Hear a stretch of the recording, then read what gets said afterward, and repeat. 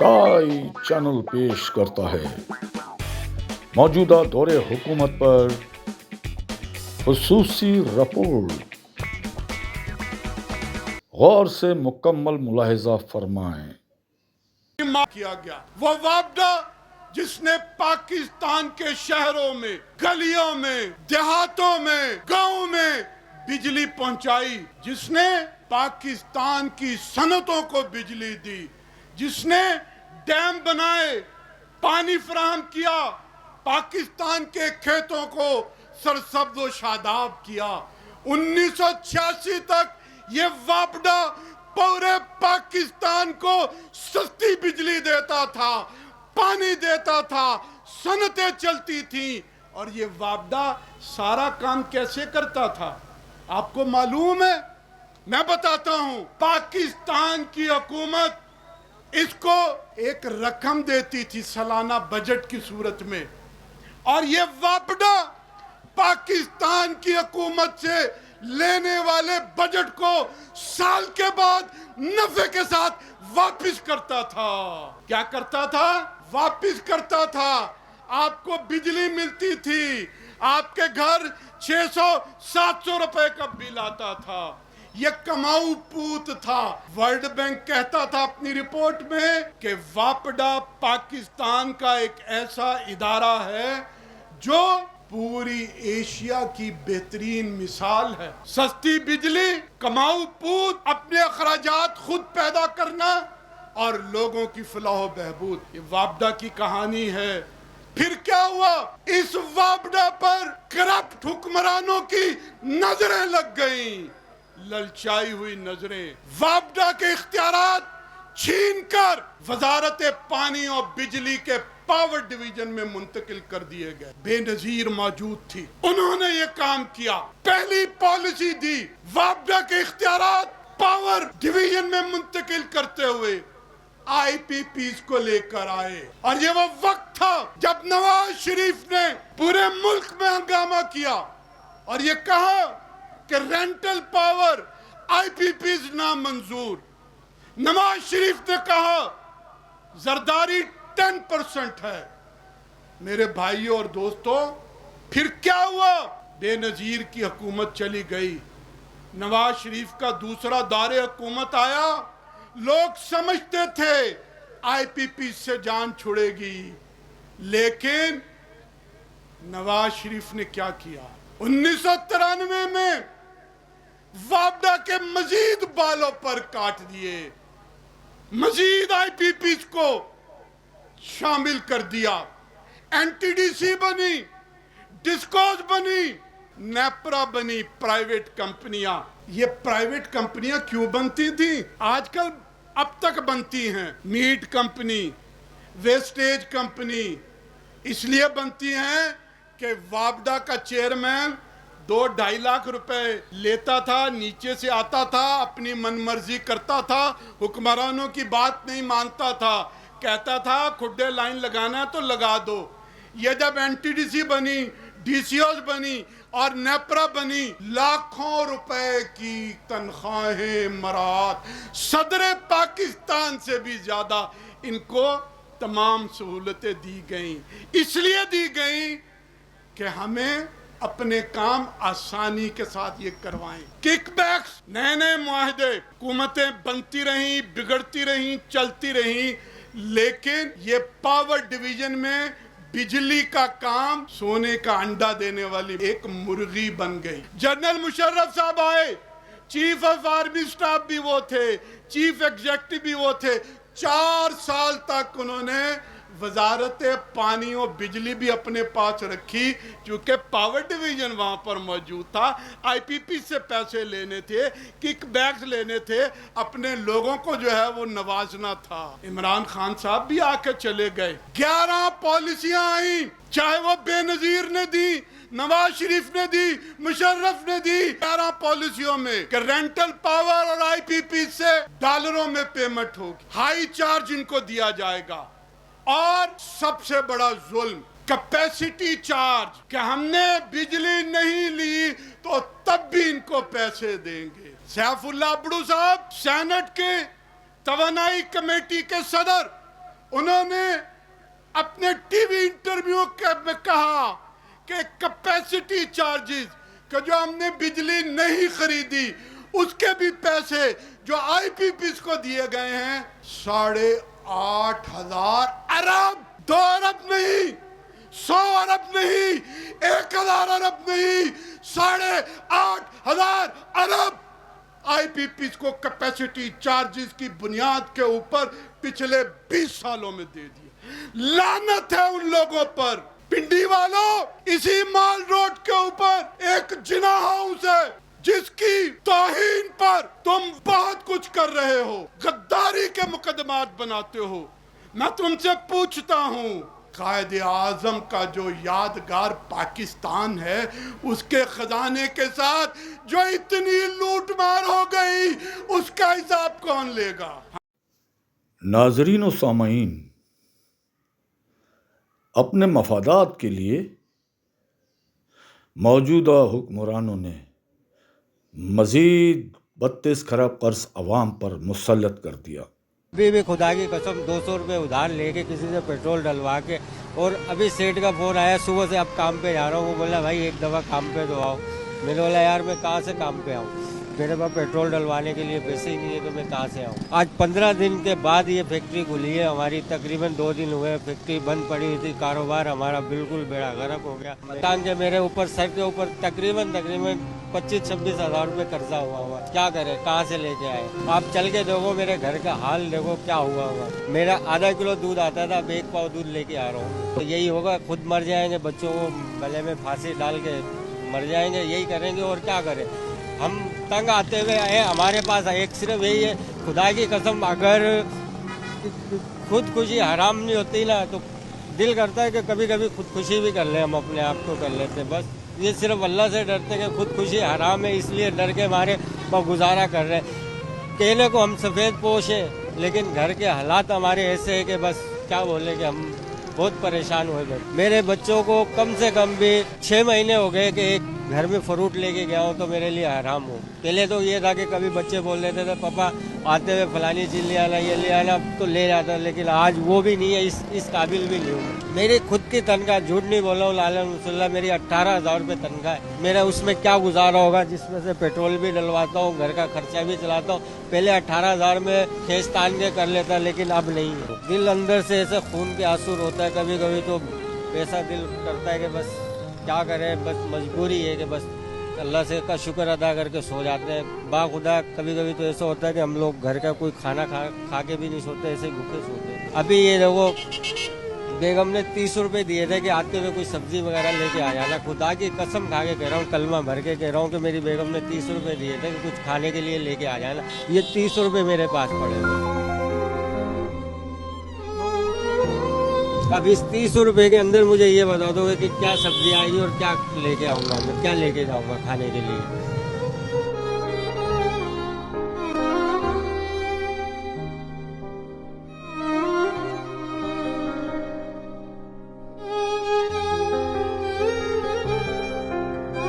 बस इनको अपनी जेबें भरने, जिसको देखो डॉलर निकले हुए, किसी के कुछ निकलने, किसी के कुछ निकलने, लेकिन गरीब के लिए किसी ने एक भी नहीं सोच रहा कि कोई गरीब के लिए सोच रहे। गुजारिश है मेरी गवर्नमेंट से, हुकूमत से, खुदा के लिए कोई गरीबों का सोचो, अपनी नहीं भरो। अल्लाह को जान देनी है तुम लोगों ने, अल्लाह के पास भी जाना है। हम लोगों की बद्दुआएं लेके तुम कहाँ जाओगे?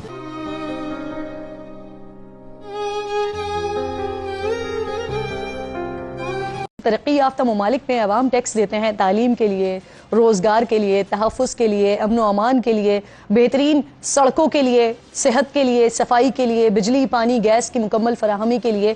क़िस्सा मुख्तसर, अवाम टैक्स देते हैं अपनी बेहतरी के लिए।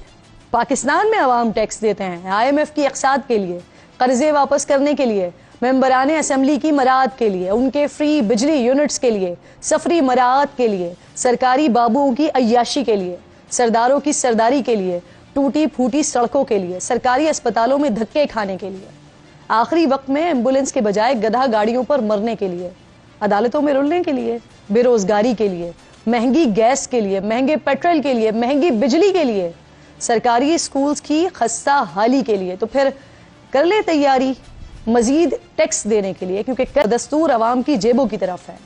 वफाकी बजट तूफान के नतीजे में घरेलू बजट बुरी तरह आउट होने के पूरे इम्कान हैं। बजट तूफान से उठने वाली बड़ी बड़ी लहरें आपकी जेबें, अकाउंट सब कुछ बहा ले जा सकती हैं। साथ ही बजट में अहले इख्तिदार को मिलने वाला रिलीव अवाम के लिए बजट तूफान की शिद्दत को बरकरार रखने में मददगार साबित होगा। सदर आसिफ अली जरदारी ने बजट पर दस्तखत कर दिए हैं, जिस पर कल से अमल भी शुरू हो जाएगा। तालीम, सफर, खुराक, रिहाइश, गर्ज इस्तेमाल की हर शय पर इजाफी टैक्स तो देना ही होगा। हुकूमत ने IMF से एक बड़ी बेल आउट डील हासिल करने और 13 ट्रिलियन के टैक्स रेवेन्यू का हदफ पूरा करने के लिए 1.7 ट्रिलियन रुपए का इजाफी टैक्स आयद किया है। 18,887 अरब रुपए के विफाकी बजट में बराह रास्त टैक्सेस पर 48%, जबकि बिला वास्ता टैक्सेस में 35% इजाफा किया गया है। तनख्वाहदार तबके पर टैक्स की शरह को बढ़ा दिया गया है और अब माहाना 50,000 रुपए से ऊपर तनख्वाह वाले शख्स को 2.5 के बजाय 5% टैक्स देना होगा। इसी तरह सालाना 12 लाख से 22 लाख की आमदन वाले अफराद पर 30,000 फिक्स टैक्स के अलावा 15% टैक्स, सालाना 22 लाख से 32 लाख तक तनख्वाह पर 80,000 फिक्स समेत 25% टैक्स देना होगा। इसी तरह तनख्वाह जूं ऊपर जाती रहेगी ना, टैक्स भी आपकी तनख्वाह पर हक बढ़ता रहेगा टैक्स का। माहाना 8.5 लाख कमाने वाले अफराद पर सरचार्ज लगा दिया गया है, यानी जिसकी सालाना आमदनी 1 करोड़ रुपए है, अब उन्हें 45% नॉर्मल टैक्स के साथ साथ 10% सरचार्ज भी अदा करना पड़ेगा। आइंदा माह से शहरियों की तनख्वाह कम आएगी, लेकिन पेट्रोल और डीजल पर लेवी की शरह बढ़ाकर हुकूमत ने 70 रुपए फी लीटर कर दिया है। अब ये इजाफा भी जल्द आवाम से ही ऑब्वियसली वसूल किया जाएगा। 1 जुलाई से पाकिस्तान से बैरून मुल्क सफर करने वालों को पहले से ज्यादा और भारी टैक्स अदा करना होगा। सऊदी अरब, मुत्तहदा अरब इमारात समेत मशरिक़ वस्ता और अफ्रीकी ममालिक जाने वाले इकोनॉमी और इकोनॉमी प्लस के किरायों में 12,500 रुपए तक ड्यूटी देना होगी। फर्स्ट क्लास और बिजनेस कैटेगरी के मुसाफिर अब 75,000 रुपए के बजाय 1,05,000 रुपए ड्यूटी की सूरत में अदा करेंगे। इसी तरह यूरोप, कनाडा, अमेरिका, ऑस्ट्रेलिया और दीगर ममालिक फ़ज़ाई सफ़र करने वालों को भी पहले से कई गुना ज़्यादा टैक्स अदा करना होगा। इस तरह के फैसलों से मशरिक़ वस्ता में मेहनत मजदूरी के लिए जाने वाले अफराद सबसे ज़्यादा मुतासर होंगे और उनकी मुश्किलात में इजाफा होगा। लेकिन हुकूमत को अवाम से ज़्यादा अपने अरकान की फिक्र है। सफरी किरायों पर टैक्स की भरमार करने वाली हुकूमत ने पीपल्स पार्टी की तरामीम मंजूर करते हुए अरकान असम्बली का सफरी अलाउंस 10 रुपए किलोमीटर से बढ़ाकर 25 रुपए कर दिया है फी किलोमीटर। साथ ही अब अरकान पार्लियामेंट के बच जाने वाले सालाना फ़िज़ाई टिकट्स मनसूख होने के बजाय अगले साल के लिए काबिल इस्तेमाल होंगे। और सोने पे सुहागा ये कि अरकान असम्बली के लिए सालाना ट्रैवलिंग वाउचर्स की तादाद को 25 से बढ़ाकर 30 कर दिया गया है। नए माली साल के बजट में गैर मनकूला जायदाद की फरोख्त या मुंतकली पर आयद एडवांस टैक्स से रिटायर्ड हाजिर सर्विस, वफाकी और सूबाई सिविल और फौजी मुलाजमीन को मुस्तस्ना कर दिया गया है। दूसरी तरफ आम आवाम के लिए किसी किस्म का कोई रिलीफ नहीं है। अब अपने बच्चों के स्कूल के खर्चों में इजाफे के लिए भी कमर कस लीजिए, क्योंकि कलर पेंसिल्स, मुख्तलिफ स्याही या इंक्स, रबड़ या erasers, sharpeners, ball pen, markers, इन समेत तमाम स्टेशनरीज पर भी 10% सेल्स टैक्स देना होगा। बजट का लुब्बे लुबाब ये है कि हुकूमत कहीं करने को तैयार नहीं है। सारी कुर्बानी हर बार की तरह अवाम के हिस्से में ही आई है, वो भी सिर्फ कमजोर तबके पर। पहले से महंगाई की चक्की में पिस रहे अवाम को नया बजट मजीद बारीकी से पीसेगा, जिससे जीना यकीनन मजीद दुश्वार हो जाएगा। लेकिन वजीर खजाना मोहम्मद औरंगजेब कहते हैं कि मुल्क में माशी इस्तेहकाम आ रहा है और वो बड़े पुरअज़्म हैं कि अपने इक़दामात से नॉन फाइलर की इख्तरा ही ख़त्म कर देंगे और बजट में नॉन फाइलर्स को सज़ा देने जा रहे हैं। जबकि वज़ीर आज़म शहबाज शरीफ ने मुल्की खजाने को नुकसान पहुंचाने वाले इदारों का मजीद बोझ बर्दाश्त न करने का ऐलान करते हुए PWD तौर पर ख़त्म करने का हुक्म भी दे दिया है। नाज़रीन और सामईन, आइए देखते हैं पाकिस्तान की एक अहम सनत की मौजूदा सूरत हाल। अक्टूबर हम लोग बहुत अच्छा कमाते साल भर में ना, तो इस दफ़ा ये हुआ है कि अभी अगस्त लाचे खुलने वाले कोई बर्फ़ नहीं चढ़ा रहा है, आज नहीं चढ़ा रहा है। मैं 20-25 दिन आगे आज चढ़ाता था, अब जो है नहीं मैं नहीं चढ़ा रहा हूँ। अब बात ये है कि हम अगर बाहर लांच बेचेंगे तो लांच जो नहीं कमा के आएंगी मछली। अभी खर्चा हो गया 70-80 लाख खर्चा, पहले ये नहीं होता था।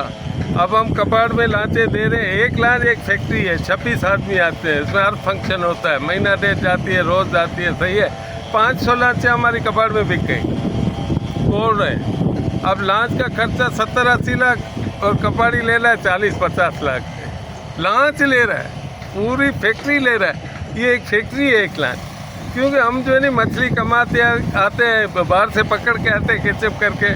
10% इस मुल्क में बिकती है, 90% जो है नहीं बाहर जाती है।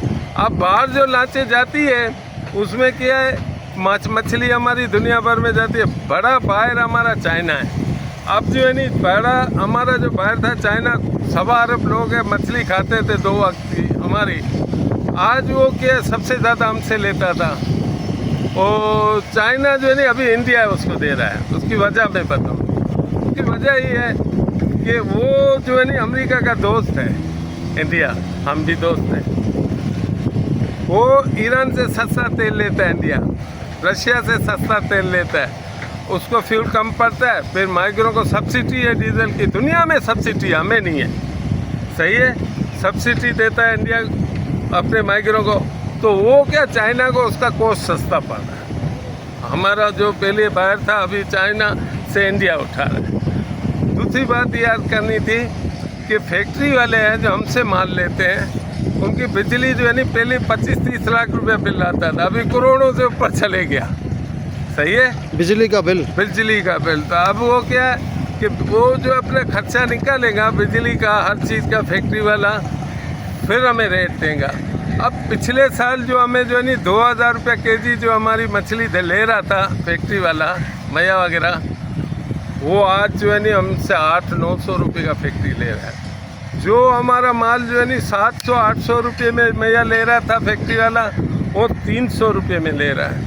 अब पता है क्या हुआ, बलूचिस्तान से लेके इंडिया की बॉर्डर तक जितने भी मछली बसती है उनके घर में फाका कशी है। आप स्टडी करके देखो, सबकी लांचें ये देखो सब बंद हो गई। अब ये कबाड़ में दे रहे हैं, इंडस्ट्री तबाह हो रही है, सही है। बिल्कुल। अब क्या हो रहा है कि अब जो है नहीं मछेरे सब परेशानी में है। अब हमारे गांव में वो डॉक्टर लिख के देते बच्चों को, छोटों को, कि मोरिनागा ले आओ, सेरिलेक ले आओ, लेक्टोजिन ले आओ, डॉक्टर लिख के देते हैं, बच्चा बीमार रहेगा। अरे आधा पाव गाय का दूध पिलाने जैसे भी नहीं है, बच्चे सिसक रहे हैं, ग्रोथ हमारी ख़राब हो रही है, हमारे बच्चों के पेट में खाना नहीं है, ना आदमियों के, ना औरतों के, ना बच्चों के, हमारे बुरे हाल। यही कराची बनाने वाले हम, दुबई को बनाने वाले हम, बाबा पिटरो, ये सब माइकल बलोच, कच्ची सिंधी, आज वो बेचारे किस स्टेट पे आ गए। उनकी औरतों को मासी बोला जाता है, हर जगह जगह पे मासियाँ भरी हुई हमारे। यार यही मासियाँ हमारी जो है ना उधर से नौकरी करके आती है, खाना तो बचा हुआ ले आती है, तब बच्चे खा रहे हैं। यही मासियाँ जो है ना हमारी पूरा कराची बनाने में किरदार इनका, दुबई भेजने में, सब आदमियों को आज मुल्क उठाने में। इनके घरों में 5 आदमी का खाना नहीं बनता था, 15 आदमी का बनता था। शहर वालों को खाना खिलाते थे, मुसाफिर खाओ यार, जैसे दिलेर उठते थी। इतना सी फूड में इनका जायका था। आज उनका चेहरा देखो, किस साल में हम लोग रह रहे हैं यार। खुदा का खौफ करो, आप मुल्क चला रहे हो। ओ भाई, अमेरिका से हम कोई जंग थोड़ी चाह रहे हैं, इंडिया ले रहे हैं, उसका खास दोस्त है अमेरिका का। हाँ, इंडिया क्यों ले रहे हैं ईरान से सस्ता तेल?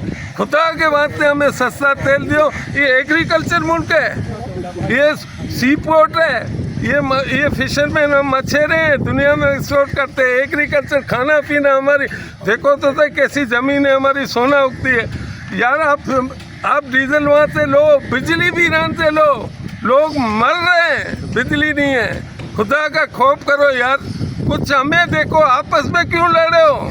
हमारे भाई हो, इस मुल्क का सोचो भाई। हम लोग भूख मर रहे हैं, ये बहुत बड़ी इंडस्ट्री है, करोड़ों आदमी है, चारों सूबे के आदमी इधर माइग्री कर रहे हैं यार। खुदा को मानो, ईरान से ले लो तेल, अमेरिका क्या नाराज होगा? हमारा भाई है यार, करो खुदा के वास्ते। अस्सलाम वालेकुम।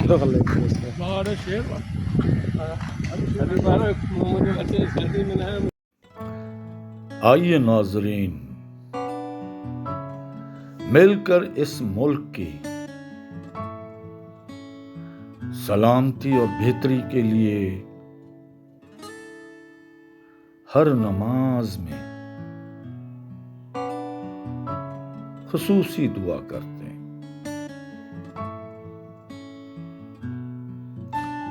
पाकिस्तान जिंदाबाद, पाक फौज पाइंदाबाद।